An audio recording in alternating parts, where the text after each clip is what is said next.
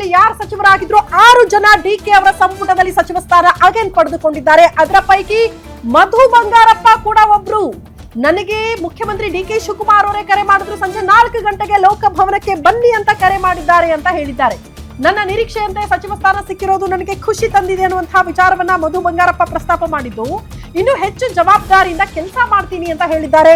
ಸಿದ್ದರಾಮಯ್ಯನವರ ಕ್ಯಾಬಿನೆಟ್ ನಲ್ಲಿ ಶಿಕ್ಷಣ ಸಚಿವರಾಗಿ ಕೆಲಸ ಮಾಡಿದಂತಹ ಮಧು ಬಂಗಾರಪ್ಪ ಅವರು ಅಗೇನ್ ಡಿಕೆ ಶಿವಕುಮಾರ್ ಅವರ ಕ್ಯಾಬಿನೆಟ್ ನಲ್ಲಿ ಅವಕಾಶವನ್ನ ಗಿಟ್ಟಿಸಿಕೊಂಡಿದ್ದಾರೆ.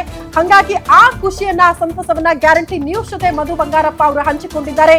ಇವತ್ತು ನೂತನ ಸಚಿವರಾಗಿ ಮತ್ತೊಮ್ಮೆ ಪ್ರಮಾಣ ವಚನ ಸ್ವೀಕಾರ ಮಾಡಲಿದ್ದಾರೆ ಮಧು ಬಂಗಾರಪ್ಪ.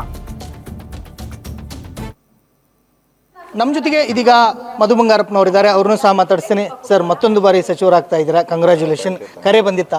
ಹೌದು, ಡಿ ಕೆ ಶಿವಕುಮಾರ್ ಸಾಹೇಬರು ಮಾನ್ಯ ಮುಖ್ಯಮಂತ್ರಿಗಳು ಫೋನ್ ಮಾಡಿದ್ರು, 4 ಗಂಟೆಗೆ ರಾಜಭವನಕ್ಕೆ ಬನ್ನಿ ಅಂತ ಹೇಳಿ. ತಾವು 2ನೇ ಬಾರಿ ಸಚಿವರಾಗ್ತಾ ಇದ್ದೀರಾ, ನಿರೀಕ್ಷೆ ಮಾಡಿದ್ರಾ ಅಂತ? ಎಲ್ಲರಿಗೂ ಆಸೆ ಇರ್ತದೆ.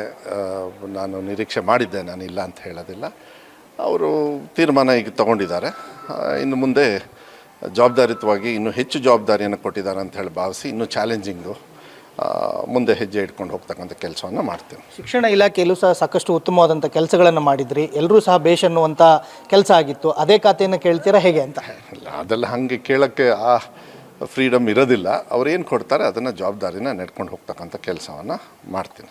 ಈ ಬಾರಿಯ ಸಂಪುಟದ ಲಿಸ್ಟನ್ನು ನೋಡಿದ್ರೆ ಯುವಕರಿಗೆ ಹೆಚ್ಚು ಆದ್ಯತೆ ಕೊಟ್ಟಿದ್ದಾರೆ ಅನಿಸ್ತಾ ಇದೆ, ಅದಕ್ಕೇನು ಹೇಳ್ತೀರಾ ಸರ್? ಇಲ್ಲ, ಅದೆಲ್ಲ ವರಿಷ್ಠರು ಒಳ್ಳೆ